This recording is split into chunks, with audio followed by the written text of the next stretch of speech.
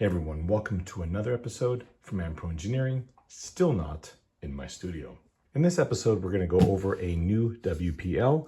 Those of you not new here know how much I love WPL, and I'm always excited to see what they're coming out with next. But not only that, I've always been just genuinely impressed by how much they improve every single iteration. I've owned WPLs from day one. And what a change. Let's go ahead and open this up. You can see that we've got a double corrugated wall shipping box, which is fabulous because these used to come in these bags and usually things were damaged. Good to see this. So we have the WPL Farm Truck Series. Obviously, this is like an FJ40, probably called a farm truck because it is currently unlicensed. Hopefully we'll see that change in the future. Earlier in this channel's existence, I did go over the crew cab, or I should say the passenger version of the FJ. I'm curious to see what's different here. We are 1/16 scale. 1/16 is more of the form factor of the vehicle. I would hesitate to say that the FJ being a relatively small vehicle in the first place, is probably larger than 1/16 scale. Some basic information here on the bottom. Things jumping out at me right now. There it is. I think I've opened it backwards. Uh-oh, the battery has escaped. Hopefully that hasn't bounced around too much here. What an interesting color. I thought it was white. This is like a cream color. Okay, we are zip tied on the bottom. Okay, this has got the new style WPL. Battery with the 4-prong. Charger is in here. Turn signals with a spare. Couple of extra eyelets for the link. What the heck are those for? Oh, I'm sorry. These are for the drive shaft, mirrors, and some decals. Is this wood? Oh my God, that's wood. That's real wood. Well, that is a first for me, folks. I've never had an RC car that's come with actual lumber before. Pretty cool. First things first, these, the bumper, well, this was probably dropped pretty good in shipping. The bumper is, there's one screw and then it kind of like flanges underneath, so that just kind of popped back into place. Now looking at the bottom side of the vehicle, this looks extremely similar to the one that I still have. I don't have it with me. It's all packed up in storage. I'll try and pick it up if I possibly can.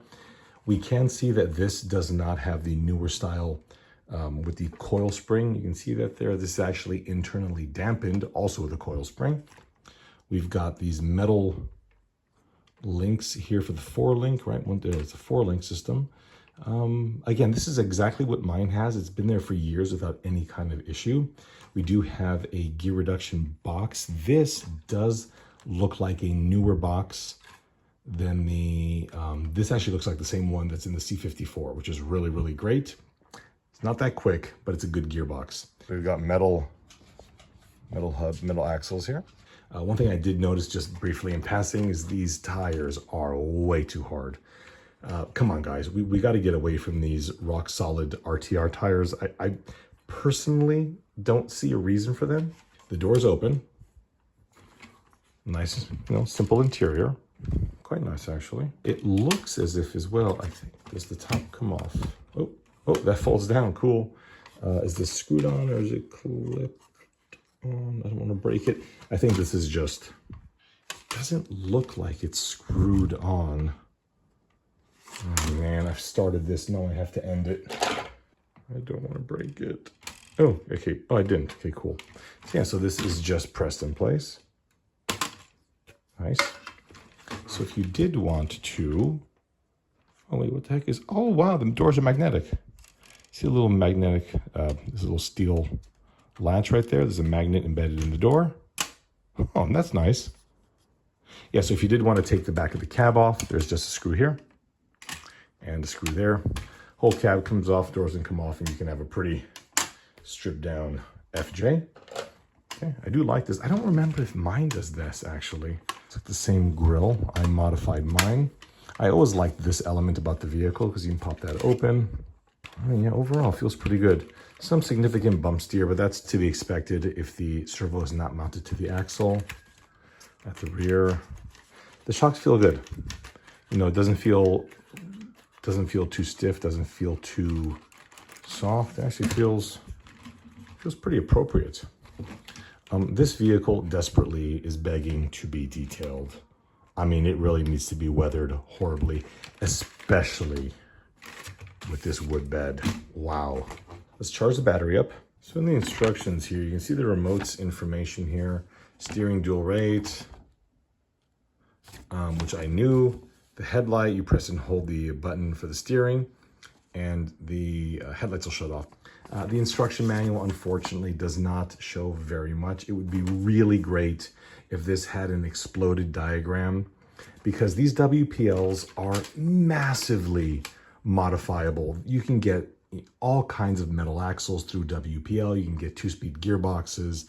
You can put a winch on the front of it. Then there's a ton of other aftermarket metal axles that are like billet and just insane. So a little diagram would be great just to show people that these things can in fact be repaired. And WPL does in fact sell quite a bit of the stock replacement parts as well. Sorry, I was taking this apart. I was actually talking to my contact at WPL about the tires. And one of the things that he mentioned, these are actually the medium compound. There's a hard, medium, and a soft. The medium compound is actually not glued to the rim, as you can, kind of see here. Actually, is it? How is this? Yeah, it's not glued. However, as a result of this particular compound and not being glued, they don't come off. The soft compound tires do have a tendency to come off if they're not glued. So I guess that's one of the determining factors as well, is that this is a nice all-round tire. And it's, less expensive to have this thing just, stuck on the wheel and not glued, so that later you can come by and change it if you want. Otherwise, you'd have to buy a set of wheels.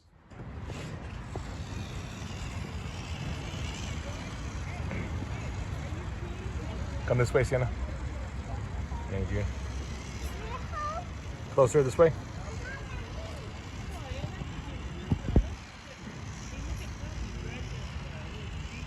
Oh yeah. Thank you. Okay, now get away. Go away. That way it works too.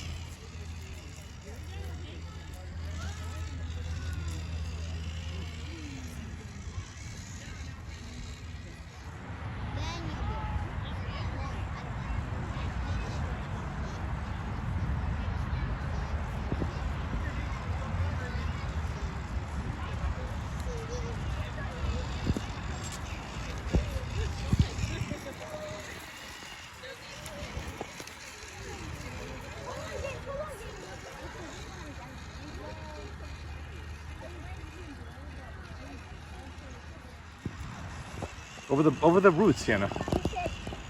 Yeah, through the roots though. Okay, turn around and go back over.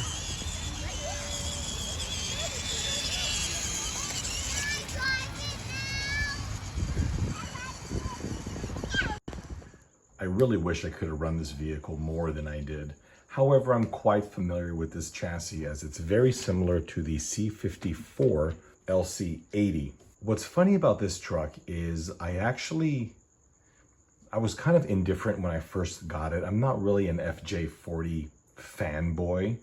However, this thing really grew on me. It drove beautifully. The other WPL FJ that I have does not have this gearbox. It has a rather simple gear reduction box that's proven itself to be quite durable, but it's really slow. In fact, the LC80, another earlier version of this gearbox, that one actually came with a smaller motor that has since been upgraded. And while I love that vehicle, it's been featured in a couple of previous videos, I found it to be a little difficult to walk with. And what I mean by that is, one of the most important things that me and the kids do with the cars is take them on walks down the trails and, you know, on mountain roads and all that stuff. Some of the cars are just too darn slow, and the LC80 is one of them. Now, this one isn't. This one can easily handle a walking pace, and I'm not talking about a leisurely stroll where the car's barely able to keep up. I mean, it's able to handle normal walking speed, which is great. But that's about the max speed it'll do. It also has fabulous crawling power. It can inch its way around without any trouble. I really enjoyed that. It does have the counter rotating gears, which means that when you accelerate, there's very little torque. Basically, before you would accelerate, the whole car would like lean to one side. These don't do that. The rear axles are metal. It's got metal gears. Relatively simple and non-scale 4-link system on here, but who cares? And I have heard complaints as to, well, the FJ40 is actually not 4-link. Oh my God.